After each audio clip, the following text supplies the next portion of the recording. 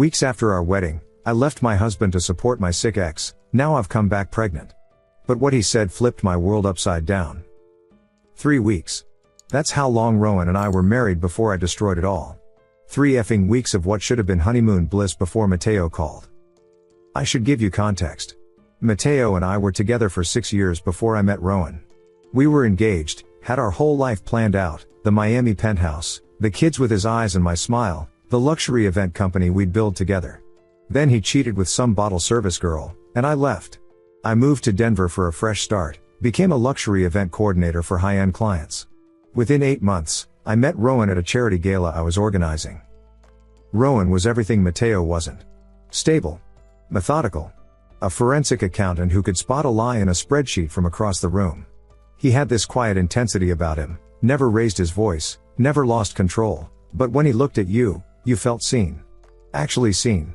He pursued me with the same precision he used to unravel financial crimes. I fell hard. We dated for 2.5 years. He proposed at the venue where we first met, had the entire place recreated exactly as it was that night. I said yes immediately. The wedding was small, maybe 50 people. Rowan didn't want the circus I usually plan for clients. Just us, he'd said. That's all that matters. God, I was happy. For 3 weeks, I was genuinely happy. Then Mateo called. It was 11 p.m. on a Tuesday. Rowan was in his office reviewing some case files. I was scrolling through honeymoon photos when the unknown number popped up. I almost didn't answer, but something made me pick up. Sienna? His voice was weak, raspy. I'm sorry to call. I got your number from Bianca. My cousin. Of course. Mateo? What do you want? I'm sick, see. Really sick. Leukemia. Stage 3. The world tilted. I know how that sounds, but that's what happened. One moment I was sitting on my couch in Denver, married to a good man, and the next I was transported back to Miami, 25 years old and believing Mateo and I would conquer the world together. The doctors give me 8 months, maybe a year if I'm lucky. I'm starting treatment next week. I needed to hear your voice. To apologize for everything before. He started crying. I should have hung up. Should have told Rowan immediately. Should have blocked the number. Instead, I said, what do you need? Nothing. I don't deserve anything from you. I just wanted you to know that you were the love of my life. I threw it away for nothing, and now karma's collecting. We talked for 3 hours. By the end, I was crying too, remembering the good times before he destroyed us. When I finally hung up, Rowan was standing in the doorway. Who was that?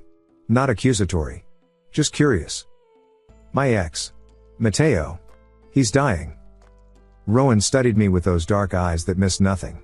I'm sorry to hear that. That should have been the end of it. But Mateo called again the next night. And the next. Each time with updates about his treatment, his fear, his regrets. Each call lasted longer. I started taking them in my car, telling Rowan I was calling venues for upcoming events. 2 weeks after the first call, Mateo asked the question that changed everything. I know I have no right to ask, but my brother Carlos is useless, and my parents are in Colombia. Could you come to Miami? Just for my first treatment? I'm terrified to go alone. I know what you're thinking. I know what I should have said. But all I could think about was that 25-year-old girl who'd loved him with every cell in her body. The girl who'd planned to have his children. How could I let him face death alone? I told Rowan that night over dinner. His face didn't change, it never did, but something shifted in his eyes. You want to go to Miami to take care of your ex-boyfriend? He's dying, Rowan. He has no one. He has family. In Colombia. They can't come. Can't or won't? I got defensive. Does it matter? The man is facing death alone. I'm talking about basic human compassion. How long? A few weeks. Maybe a month. Just until he gets through the worst of the treatment. Rowan set down his fork with deliberate precision. You're asking me to be okay with my wife of 3 weeks moving across the country to play nurse to her ex-fiancé? When you put it like that? How should I put it, Sienna? As me being a decent human being. If your ex was dying, I'd understand. I don't have an ex who calls me crying every night. That stung because I hadn't told him about the frequency of the calls. How did you? I'm a forensic accountant. I notice patterns. You've been taking calls in your car every night at the same time. Your eyes are red when you come back in. You think I'm stupid? I think you're being cruel. The man is dying. According to who? Have you seen medical records? Talk to his doctors? Are you seriously suggesting he's lying about having cancer? Rowan leaned back, that analytical gaze dissecting me. I'm suggesting that you're eager to believe him. The question is why? That PSD me off. Maybe because I'm not a cold, calculating machine like you. Maybe because I have actual feelings. Feelings for him? Feelings for any human being facing mortality alone. We argued for hours. Rowan never raised his voice, which somehow made it worse. He laid out every logical reason why this was a bad idea. I countered with emotional appeals about compassion, closure, doing the right thing. Finally, around 2 a.m., he said something that haunted me later. If you go, Sienna, I won't stop you. But I won't wait for you either. What's that supposed to mean? It means exactly what I said. You're an adult. Make your choice. But choices have consequences. I thought he was bluffing. Rowan loved me. He'd pursued me for months, planned the perfect proposal, married me. He wouldn't throw that away over a few weeks of me helping a dying man. I booked the flight the next morning. The night before I left, Rowan helped me pack. It was surreal, my husband folding my clothes while I prepared to leave him for another man. He didn't say much, just methodically organized my suitcase with the same precision he applied to everything. I'll be back before you know it, I said. Will you? Of course. This is just temporary. He held up a dress, the red one I'd worn to the gala where we met. You're packing this for a cancer patient? I might need something nice for. I don't know, meetings with doctors or... Sienna. Just my name, but the way he said it made me stop talking. I know you're lying. Maybe not even to me, but definitely to yourself. This dress isn't for hospital waiting rooms. You're being paranoid. No, I'm being observant. There's a difference. He folded the dress perfectly and placed it in the suitcase. Take it. Take whatever you need. That night, we didn't make love. We lay in bed like strangers, the space between us feeling infinite. I wanted him to fight for me, to tell me not to go, to show some emotion beyond the cold analysis. Instead, he said, I transferred $10,000 to your account. For expenses. Rowan, I don't need. You'll need money for hotels, food, whatever. I don't want you struggling. Even then, I didn't understand what he was really doing. He drove me to the airport the next morning. Kissed me goodbye at the curb, a brief, chaste kiss that felt like punctuation at the end of a sentence. I love you, I said. I know, he replied. Not I love you too. Just I know. The flight to Miami was turbulent. I told myself it wasn't a sign. Update 1, 2 weeks later. I wasn't going to update, but I need to process what's happening, and I can't talk to anyone here. Mateo wasn't as sick as he claimed. I mean, yes, he had cancer, but it was stage 1, not 3. Very treatable. He'd exaggerated everything to get me here, and by the time I found out, I was already in too deep. He looked good when I arrived. Too good for someone supposedly dying. He'd lost maybe 10 pounds, had a fashionable buzz cut that he claimed was from hair loss but looked more like a style choice.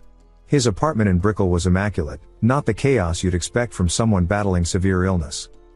You look better than I expected, I said. Good days and bad days. Today's good because you're here. I should have left then. Should have seen the manipulation. But he pulled me into a hug, and muscle memory is a powerful thing. He still wore the same cologne. Still held me the same way. For a moment, I was 25 again. I got a hotel room, but I barely used it. I spent days at his apartment, cooking, cleaning, going to one doctor's appointment where I wasn't allowed in the room. Nights, we'd sit on his balcony overlooking Biscayne Bay, talking about our shared history. Remember when we were going to open that event company? He said one night, wine glass in hand. Yes, he was drinking wine despite the chemo. Lux lives. God, we had terrible business sense. We had passion though. You still have it. I can see it when you talk about your work. Rowan doesn't get it. He thinks event planning is frivolous. Rowan doesn't get you. I defended my husband at first. Told Mateo about Rowan's brilliance, his stability, his success. But each story felt hollow here, in this city where I'd been my most alive, with the man who'd known me before I learned to dim my light. The shift happened gradually. Mateo would touch my hand while feeling weak. I'd support him during walks that turned into intimate strolls. One night, he had a panic attack about dying, and I held him. Holding turned to kissing. Kissing turned to everything else. I told myself it was comfort. Closure. A dying man's last wish. I told myself Rowan would understand if he knew the full story. I told myself a lot of things. Meanwhile, Rowan had gone silent. No calls, no texts, nothing. I took this as him being petty, giving me the cold shoulder. I even felt self-righteous about it. Here I was caring for a sick man, and he couldn't even check on me? Matteo and I fell into a routine. I'd wake up in his bed, I'd stop pretending to go back to the hotel, make breakfast, take him to treatment. I never saw him actually go in. He'd insist on going alone, then spend afternoons working remotely on my events while he napped. Evenings were ours, dinner, wine, pretending death wasn't supposedly looming. I started posting on Instagram. Carefully cropped photos, sunsets from the balcony, coffee cups, inspirational quotes about strength and compassion. Never Matteo, but anyone who knew would understand. I was painting myself as a saint, sacrificing for a greater good. My clients started complaining. I was missing video calls, sending half-assed proposals, delegating everything to my assistant. My boss, Patricia, called. Sienna, what's going on? The Whitmore wedding is in 3 weeks, and the bride says you haven't returned her calls. Family emergency. I told you I needed some time. You said a week. It's been 3. It's complicated. Uncomplicated, or I'll need to reassign your accounts. I promised to handle everything remotely. I didn't. One night, Matteo surprised me with dinner at our old favorite restaurant in the design district. He looked perfect, designer shirt, gold watch I didn't recognize, definitely not a man in active chemo. You look happy, he said. I shouldn't be. You're sick, I'm married, this is all wrong. But I feel like myself again. That's when he said it. What if you stayed? Matteo. Hear me out. Your work is portable. You could build your client base here, you still have connections. We could finally start that company. Whatever time I have left, we could make it count. I'm married. To a man who hasn't called you once since you left. That stung because it was true. He's giving me space. He's giving you rope. What's that supposed to mean? Matteo took my hand. Nothing. I just think a man who loved you wouldn't let you go so easily. I pulled my hand back, but the seed was planted. Why hadn't Rowan fought for me? Why the silence? If he loved me, wouldn't he at least check in? That night, I called Rowan. It rang once before going to voicemail. I tried again. Same thing. His phone was on, but he was declining my calls. Idiot, I muttered. What's wrong? Matteo asked from the bed. Nothing. Rowan's being petty. Come here. I went. God help me, I went. The next morning, I woke up to 17 missed calls from Bianca and a text, call me now. I called. What the F are you doing, Sienna? Good morning to you too. Don't. I know you're sleeping with Matteo. How? Because unlike you, I'm not stupid. Also, his girlfriend called me. His what? His girlfriend, you idiot. The one he's been living with for 2 years. She wanted to know why her boyfriend's ex was in Miami playing house with him. He's dying, Bianca. He's lying. I called Miami General. They have no record of him as a patient. I called Sylvester. Same thing. He's not getting treatment anywhere. The room spun. That's not possible. Check his medicine cabinet. I bet you'll find nothing but vitamins and protein powder. I hung up. Ran to his bathroom. Threw open the medicine cabinet. Vitamins. Protein powder. Not a single prescription bottle. I heard him stirring in the bedroom. Baby? You okay? Baby. He was calling me baby. My husband hadn't called me once, and this lying piece of SHT was calling me baby. I confronted him. He denied it at first, then pivoted to I was in remission but didn't know how else to get you here, then finally landed on we belong together, and you know it. You lied about having cancer. I exaggerated. But what we have is real. What we have is fraud. I left my husband for this. You left your husband because you wanted to. I just gave you an excuse. That hit too close to home. I grabbed my things, threw them in my suitcase while he followed me around, alternating between apologies and accusations. You can't go back to him, he said. Not after what we've done. Watch me. Sienna, I love you. We can make this work. You're psychotic. I'm in love. And so are you, or you wouldn't have stayed this long. I slapped him. Hard. His cheek turned red, but he smiled. There she is. The passionate woman I fell in love with. Not the suburban housewife playing it safe with some boring accountant. I left without another word. Booked a flight home while sitting in the Uber. 4 months. I'd been gone 4 months for a man who wasn't even sick. But here's the thing, and I can admit this now, part of me had known. The signs were all there. The healthy appearance, the wine, the lack of medication, the refused hospital visits.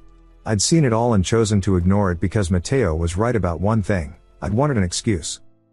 I texted Rowan, coming home. We need to talk. He didn't respond.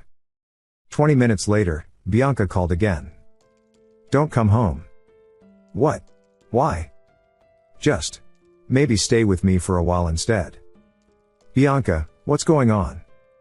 Rowan knows everything. See? Everything. And it's worse than you think. What do you mean worse? He hired someone. A private investigator. He has photos, videos, documentation of everything. And that's not even the worst part. What could be worse? Check your bank account. I did. Everything was gone. Checking, savings, everything. The accounts weren't closed, they all had exactly $1 in them. He can't do that. That's marital property. Not anymore. He filed for abandonment. In Colorado, if you leave the marital home for more than 4 months without agreement from your spouse, it's considered abandonment. You've been gone 4 months and 3 days. But he gave me money. He gave you a gift. He documented it as a gift. He also documented that you haven't contributed to any marital expenses since leaving. He's been paying the mortgage, utilities, everything alone. I'll fight it. With what lawyer? With what money? Sienna, he's a forensic accountant. He knows exactly what he's doing, and it's all legal. I hung up and called my boss. Patricia answered on the first ring. Don't bother, she said before I could speak. Patricia, you're fired, Sienna. I received an interesting package this morning. Photos of you in Miami, not caring for a dying man but partying, drinking, and apparently having a wonderful time. You lied about a family emergency. You've abandoned your clients. We're done. You can't. I can and I did. Your company laptop should be remotely wiped by now. Don't bother coming for your things, we'll mail them. The laptop died in my hands as she spoke. I tried calling Rowan again. This time, a woman answered. Hello, Sienna. The voice was professional, cold. Who is this? Vera Michaels. I'm Mr. Donovan's attorney and, coincidentally, his sister. He's asked me to inform you that all communication should go through me now. Put him on. No. I'm his wife. Technically, yes. For now. But you abandoned the marriage, and Colorado law is quite clear on this point. You'll be receiving divorce papers shortly. This is insane. I went to help a sick friend. We have evidence to the contrary. Including a rather intimate video from 2 nights ago. Would you like me to describe it, or do you remember what happened on that balcony? My blood turned cold. You were watching? My job was to document. I documented thoroughly. This is invasion of privacy. You were on a balcony visible from public areas. No expectation of privacy. I'm very good at my job, Sienna. Almost as good as my brother is at his. What's that supposed to mean? Check your credit cards. I did. All cancelled. The car, Vera continued, is in his name. Insurance too. The house is being refinanced in his name only. Your credit was never good enough to be on the mortgage anyway. Your phone plan will be terminated at the end of this billing cycle. Oh, and that $10,000 he gave you? I hope you saved receipts, because the IRS considers gifts over $16,000 taxable. You'll need to report it. It was less than. Not after the other deposits he made. Check your statements. I did. There were 3 more deposits I hadn't noticed, bringing the total to $18,000. He planned this. He prepared for this. There's a difference. My brother doesn't plan to hurt people. He just protects himself comprehensively when they reveal their true nature. I made a mistake. You made choices. For 4 months, you made choices. Every day, You chose another man over your husband. Now you get to live with those choices." She hung up. I sat in Miami International Airport, trying to process what was happening. My phone started buzzing with texts from numbers I didn't recognize.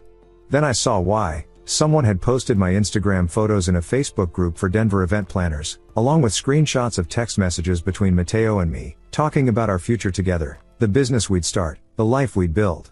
My professional reputation, built over 5 years, destroyed in 5 minutes. That's when the final text came through, from Rowan's number: "Your belongings are in a storage unit. First month is paid.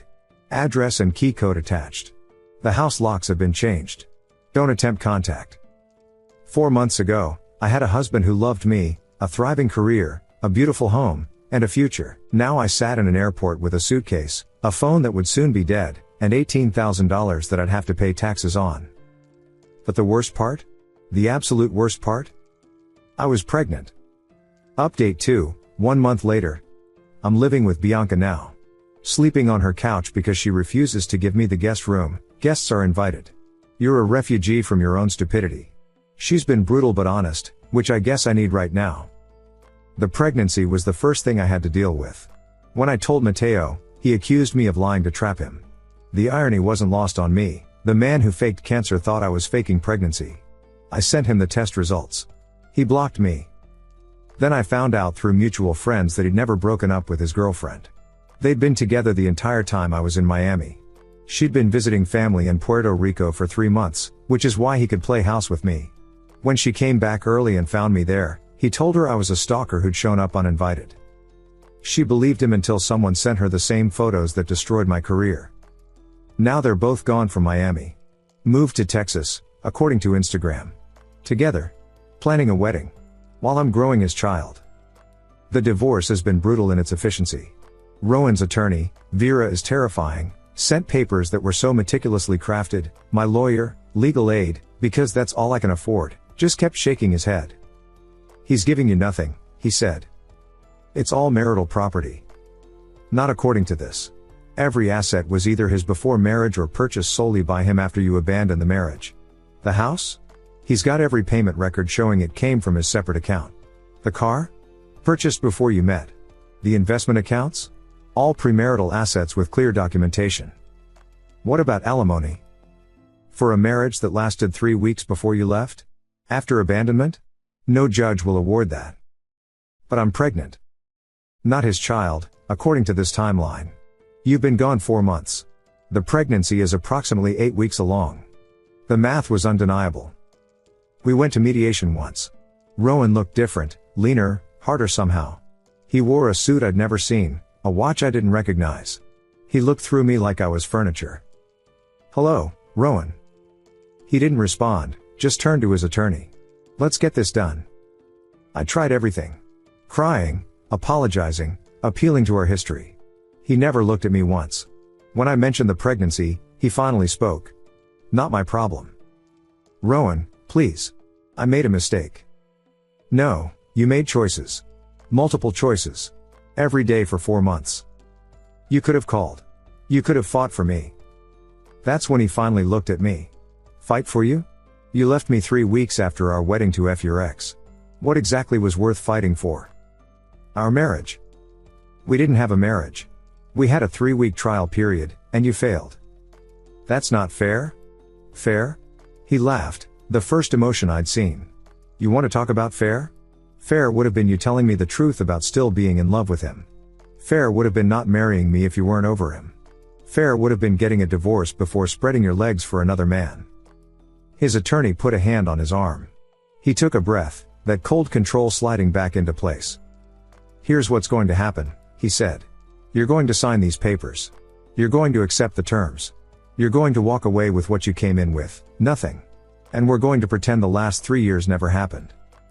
And if I don't?"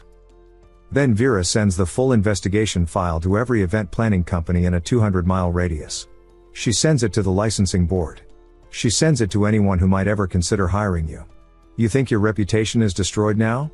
That was just the preview. That's blackmail. That's leverage, Vera corrected. And it's legal. Everything we have is factual, documented, and obtained legally. We're offering you a clean break. Take it. I signed. The storage unit was the final insult. He'd packed everything with obsessive precision, every gift he'd given me, every photo of us, every memento of our relationship. All organized, labeled, wrapped carefully. Like he was archiving a closed case. My wedding dress was in a climate-controlled garment bag with a note, might have resale value.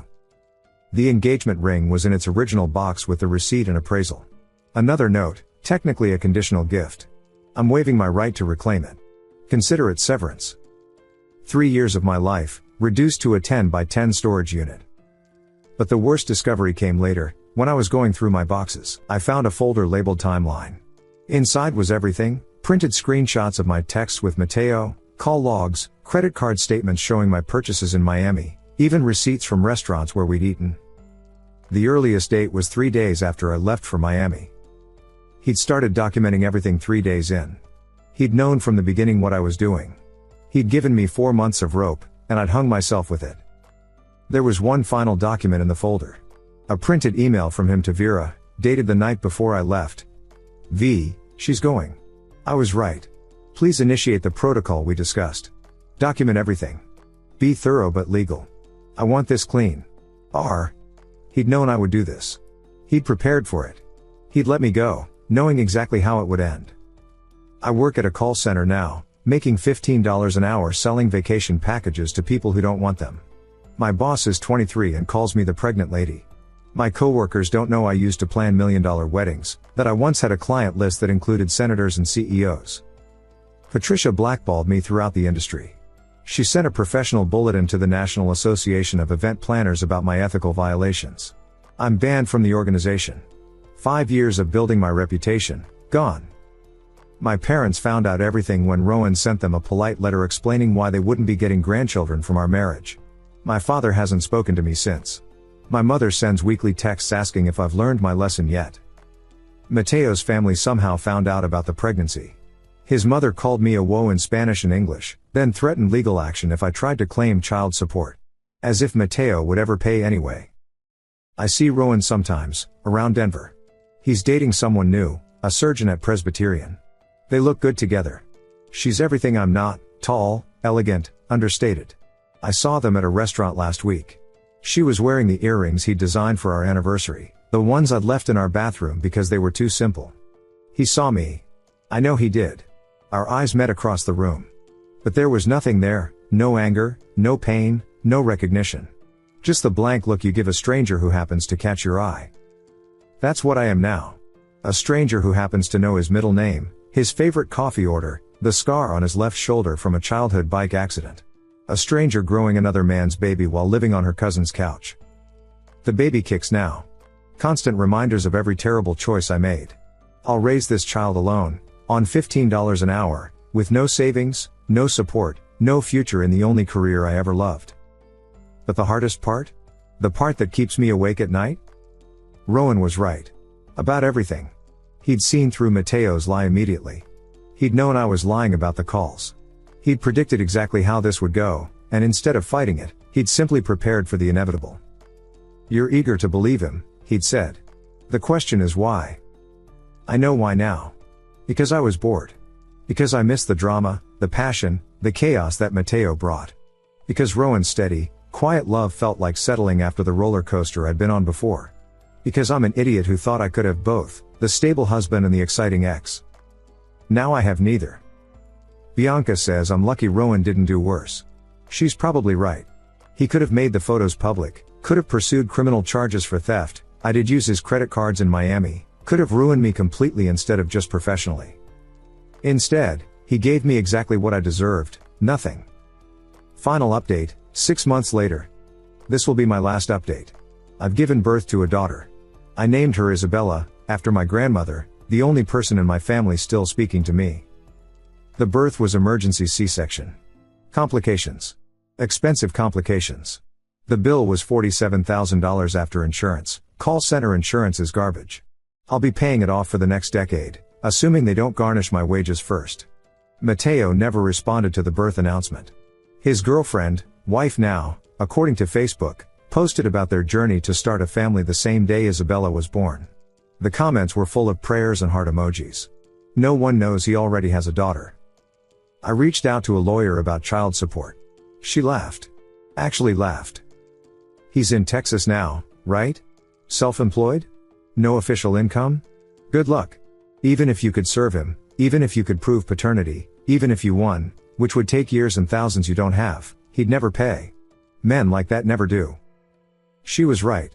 Mateo Incorporated in Texas, pays himself minimum wage officially, lives off his new wife's money. Untouchable. The call center let me go when my maternity leave, unpaid, of course, ended and I couldn't afford daycare. Can't work if you can't afford childcare. Can't afford childcare if you don't work. The American dream. I'm on WIC now. Food stamps. Medicaid.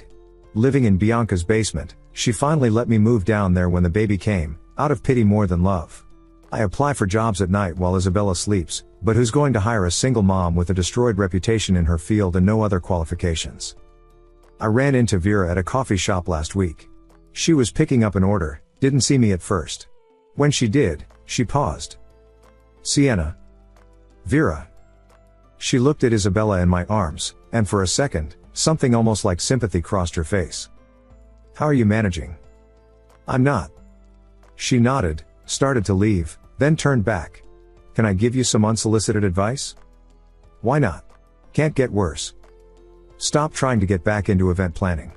That door is welded shut. Learn something new. Coding, bookkeeping, something you can do remotely. Something where they won't Google you. With what time? What money? There are free programs. Libraries have computers. Make time. She paused. And stop checking his social media. I don't. You do. They all do. It's poison. Let him go. He let me go first. No, she said quietly. You left first. He just didn't chase you. She walked away before I could respond. She was right, of course. I do check his social media, through fake accounts because he blocked me everywhere. He's engaged to the surgeon. The ring is massive, 3 carats at least. The wedding is in Aspen this winter. The same venue where I'd planned the Whitmore wedding, actually. The one I was supposed to coordinate before my life imploded. They look happy. Real happy, not Instagram happy. The kind of happy Rowan and I were for 3 weeks before I destroyed it. I've thought about reaching out one more time.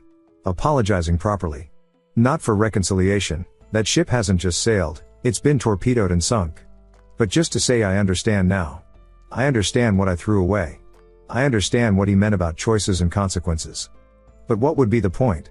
He's moved on. He's living the life we were supposed to have, just with someone who actually deserved it. I made my choices. 4 months of choices. Every day, choosing Mateo over Rowan. Choosing excitement over stability. Choosing lies over truth. Choosing the past over the future. Now I live with those choices. Every day, I wake up in a basement with a baby whose father pretends she doesn't exist, apply for jobs I won't get, and remember when I had everything. 3 weeks. That's all the happiness I was allowed. 3 weeks before I threw it all away for a man who was never even sick. The funny thing is, Mateo was right about one thing, Rowan did give me rope.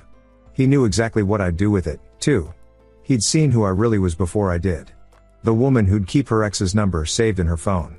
The woman who'd compare every quiet dinner to Miami Nights. The woman who'd mistake steadiness for boredom and chaos for passion. I found something in the storage unit last week when I went to sell my wedding dress, got $400 for a $6,000 dress, another loss to add to the pile. There was a box I'd missed, labeled just in case. Inside were all the documents for the life Rowan had been planning for us. Life insurance policies with me as beneficiary, cancelled the day I left. A draft of his will leaving me everything, replaced, according to the date stamp, a week after I'd gone to Miami. Investment accounts he'd been setting up for our future children. The business plan for a company he was going to surprise me with, an event planning firm, fully funded, with me as CEO. Every document dated from before I left. Every single one showing he'd been building a future for us while I was texting my ex behind his back. There was a post-it note on top in his handwriting, the future we could have had. That broke me in a way nothing else had. Not the divorce, not the poverty, not even the loneliness. But seeing, in black and white, exactly what my choices had cost me? That's when I finally understood the full weight of what I'd done. Isabella cries at night. Colic, the free clinic doctor says. Could last months. I walk her around Bianca's basement, bouncing her, singing off-key lullabies, and think about parallel universes. The one where I hung up on Mateo that first night. The one where I told Rowan the truth immediately. The one where I recognized that real love isn't about drama and passion but about someone who helps you pack even when you're leaving him for another man. Bianca asked me last week what my plan was. I don't have one. You need one. I'm getting married next year. You can't be living in my basement with a toddler when Brian moves in. Another wedding. Another life moving forward while mine stays frozen in the consequences of 4 months of stupidity. I'll figure something out. You said that 6 months ago. She's right. I've been waiting for something to change, for some miracle to fix this. But there are no miracles for people like me. There's just tomorrow, and the day after, and the day after that. All of them the same. All of them paying for choices I made when I thought I was too special for consequences.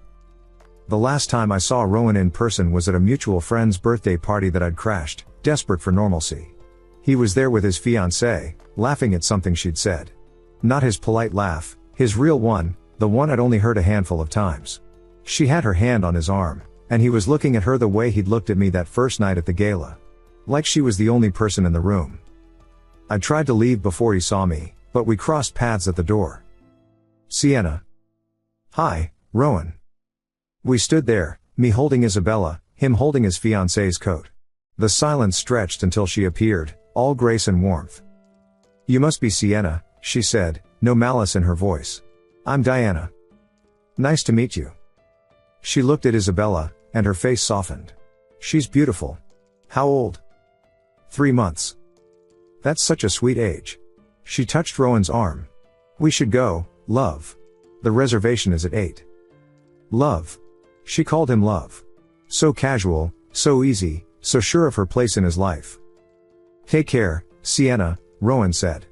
Polite. Distant. Final. They left, and I stood there holding my daughter who'd never know her father, watching the life I'd thrown away walk out the door. I know what people reading this will think. That I got what I deserved. That karma is real. That I'm a cautionary tale about grass being greener.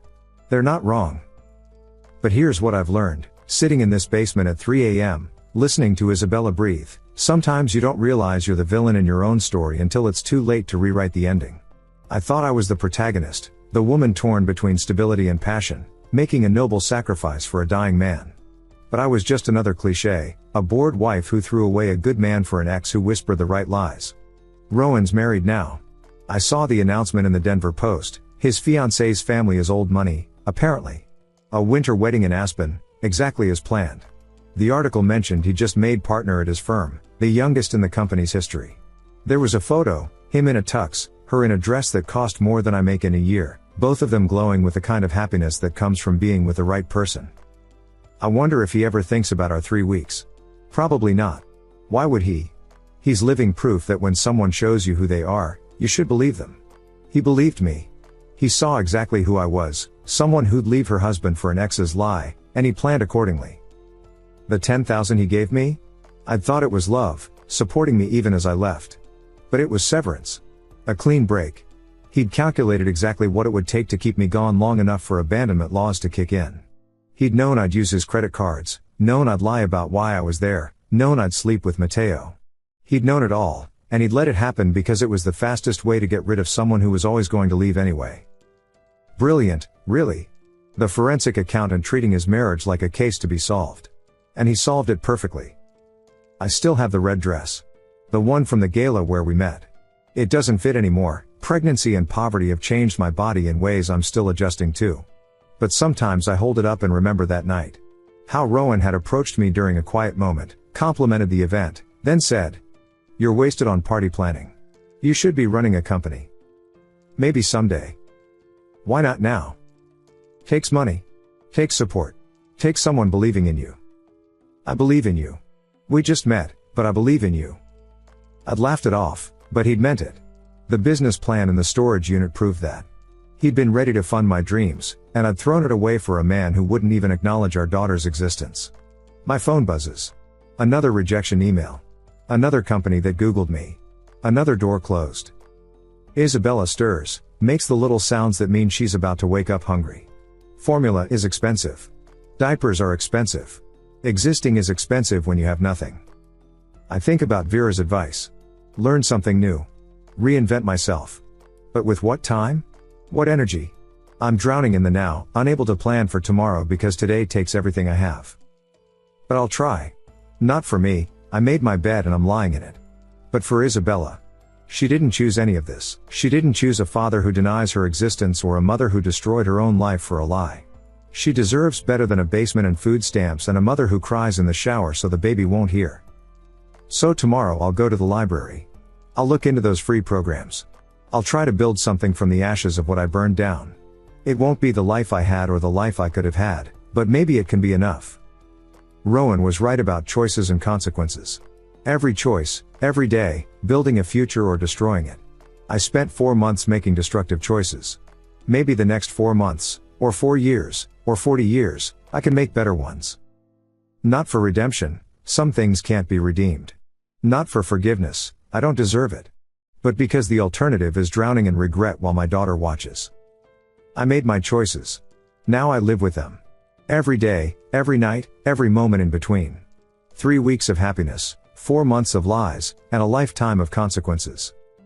That's my story. The whole truth, finally. Judge me if you want, God knows I deserve it. But know this, I judge myself harder than any stranger on the internet ever could. Every time Isabella smiles, I see the life she should have had. Every time she cries, I hear the echo of my own stupid choices. I was the architect of my own destruction. Rowan just handed me the blueprints and watched me build. Edit, to everyone asking, no, I haven't tried reaching out to Rowan again. His attorney made it clear that any contact would be considered harassment. And what would I say? Sorry I destroyed our marriage for a fake cancer patient? He knows. He knew before I did. To those saying I'm a gold digger who got what I deserved, you're not entirely wrong. I didn't marry Rowan for money, but I definitely took his stability for granted. I thought his success was boring compared to Mateo's passion. Turns out passion doesn't pay for diapers. To the few who showed sympathy, thank you, but save it for Isabella. She's the only innocent person in this story. And to the person who'd been asking if this was creative writing, I wish. God, I wish. Fiction would be easier to live with than this reality. I'm logging off now. This account, this story, it's all too much. Time to stop looking backward and start figuring out how to move forward. Even if forward is just one minimum wage job application at a time. If you take anything from this, let it be this: when someone loves you quietly, steadily, without drama, that's not boring. That's rare. That's precious. That's what you hold onto with both hands and never let go. I let go. I'll regret it for the rest of my life. Thank you so much for watching until the end. If you really like our videos, please don't forget to like, share, and subscribe. Have a great day.